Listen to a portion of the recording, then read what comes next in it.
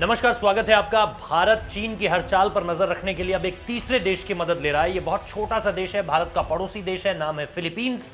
और फिलीपींस के साथ भारत की नजदीकियां बहुत ज्यादा बढ़ रही हैं।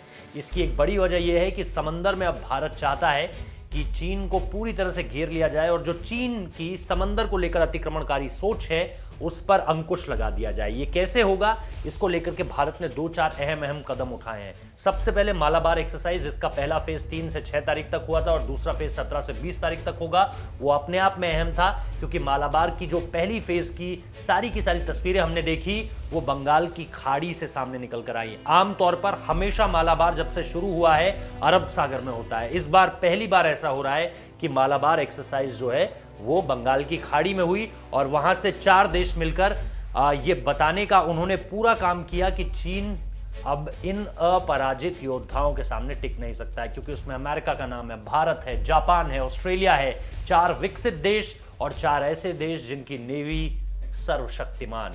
और इनके साथ साथ एक बात ये समझ लीजिए कि चीन के पास निश्चित तौर पर अगर भारत और चीन की नेवी को 1 on 1 कंपेयर करेंगे तो चीन की नेवी के पास ज्यादा ताकत है।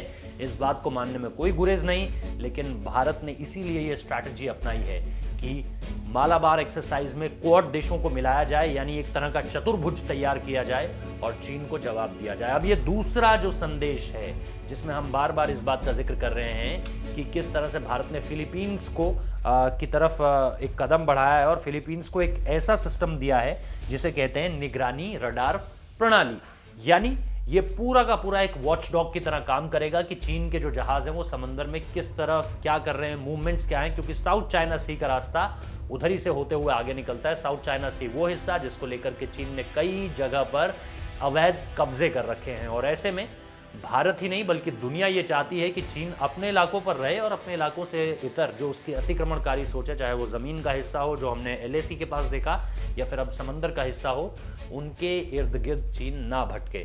लेकिन चीन आदत से मजबूर है और चीन की इसी आदत को बदलने के लिए क्वाड देशों का सहारा, अब फिलीपींस का सहारा, भारत लगातार कोशिश ये कर रहा है कि लगातार चीन को पीछे धकेला जाए। एक इसरो ने हाल ही के दिनों में एक सैटेलाइट भी लॉन्च किया है, EOS-01। उसके तहत भी जब वो आसमान में पहुंचेगा, स्थापित होगा, तो निश्चित तौर पर उससे ऐसी तस्वीरें सामने निकल कर आएंगी जो समंदर के भी शानदार कोऑर्डिनेट्स देंगी। और ये किसी भी स्थिति पे, दिन हो चाहे रात, बादल हो या बरसात, इसके अलावा तूफान हो चाहे बर्फ गिर रही हो, कोई भी स्थिति हो, ये सही तस्वीरें हम तक भेजेंगी क्योंकि इसका अपर्चर सिस्टम जो है वो बहुत शानदार है। ऐसे में भारत पूरी तरीके से तैयार है चीन को हर तरफ पटकने के लिए, फिर चाहे वो समंदर ही क्यों ना हो। बहुत बहुत शुक्रिया इस वीडियो को देखने के लिए।